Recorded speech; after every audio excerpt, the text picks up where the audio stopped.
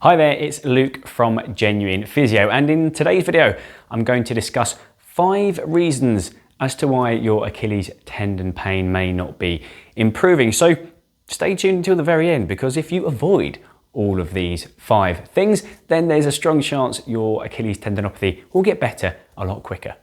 Now, the first thing, and I think it is the most common thing that people get wrong when they are trying to rectify and recover from their Achilles tendon issue, is load management. Load management. Now, in order to get your Achilles tendon pain better, you need to understand why it happens in the first place. So fundamentally, there is something that has occurred within that tendon that has caused enough overload to cause an inflammatory response. So whatever it was, that tendon is not able to tolerate the amount of load that you want to put through it. Now, you can exercise and get stronger, but unless you get the load management right, unless you listen to that tendon, and unless you work into and around what your symptoms are allowing you to, then there's a chance you're just going to keep flaring it up. So load management is all about listening to the tendon, making sure you're not doing too much too soon, making sure you're not underloading it for too long, because otherwise that's going to take you longer to get better. You want to find this balance between making sure you're stressing the tendon to cause some adaptation and change, but not stressing it too much that you're overloading it, and not underloading it so that you are getting better slower. I empathise it can be really difficult to manage load well and properly, which is why I have taken a table and repurposed it for you from a study in 2021 that looked at peak load through the Achilles tendon. And this is really helpful. I use it with a lot of my patients that have Achilles tendon problems, just to work out in a very chronological and in a very methodical way what activities and what exercises put more load through the tendon. And this is very important, because if you're a runner, for example, you could have up to 8 times body weight going through that Achilles tendon. And what you don't want to do is be doing an exercise or an activity that puts 6 times body weight through the Achilles tendon one day, and then only 2 times body weight the next day, and then back up to 6.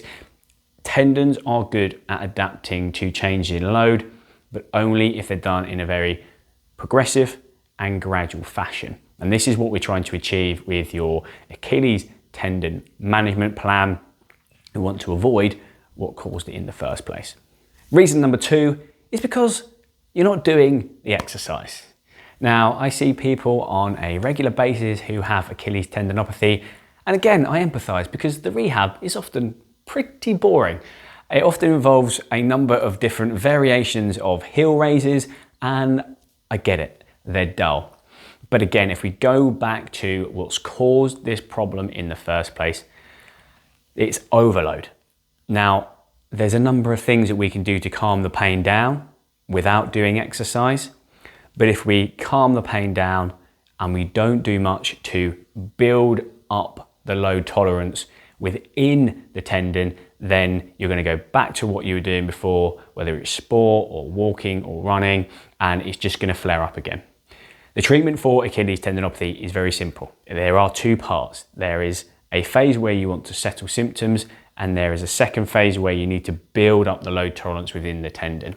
If you just do the first half without the second half, you're just going to be in this cycle of letting things recover and then flaring things up, letting things recover and flaring them up again.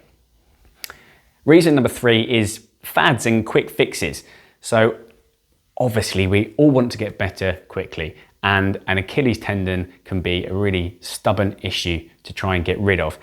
But unfortunately, the quick fixes are just not going to get you better. It kind of feeds in to what we just discussed about there being 2 parts of the treatment process, the calming down phase and the building up phase. Most of the quick fixes are just aimed at the first part. So things like a foam roller, things like a massage gun, things like going for a massage, acupuncture, dry needling, shockwave. There is more evidence to support some of those things than others, but that's a video for a different day.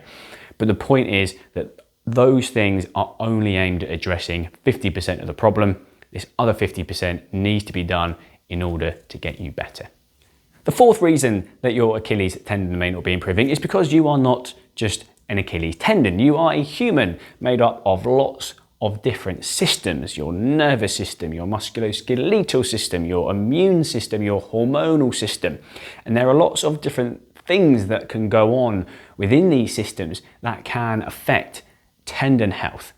For example, we know that during menopause, as estrogen drops, that negatively affects tendon health. We know that if you are feeling unwell and your immune system is lower, that could probably affect tendon health.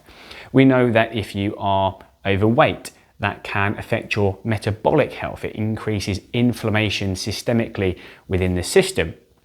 That's not great news for tendon health. So there's lots of systemic factors, more complex factors that are outside the scope of just thinking about the Achilles tendon in isolation that could be impacting your overall recovery. And it's important that if that is a potential cause of a stubborn Achilles tendon, that you get some help, because it's really difficult if you're trying to work this out by yourself to do so, and having some help from a professional is always a good idea.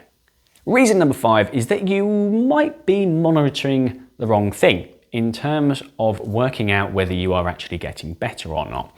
And the reason I say this is because I see patients very often who don't feel like they're getting better because they still have pain. And the thing is, if you have an Achilles tendinopathy, pain is often the last thing to go. What you should see if you are working hard with your rehab is that your function improves throughout that period. So as an example, it might be that you are a runner. You were previously running 5Ks with no problem. You started to develop Achilles tendon pain, and your pain was starting to come on after you got to 1 kilometer. You couldn't move forwards with that because it was getting too sore. You do your rehab, you try that for 6 or 8 weeks, and you gradually see an improvement in how far you can run. It might be that you can now run 3 kilometers before your symptoms come on. So there we have a very clear, objective sign that your symptoms are improving. Your tendon is improving its ability to tolerate load. You've gone from being able to run 1K to 3K. However, when you get to 3K, it's still a bit sore. Can you see where I'm going with this? And that can continue for quite a long time as you continue to improve your function and as you continue to progress the load. So last piece of advice would be to really be specific and as objective as you can about how you're monitoring your progress.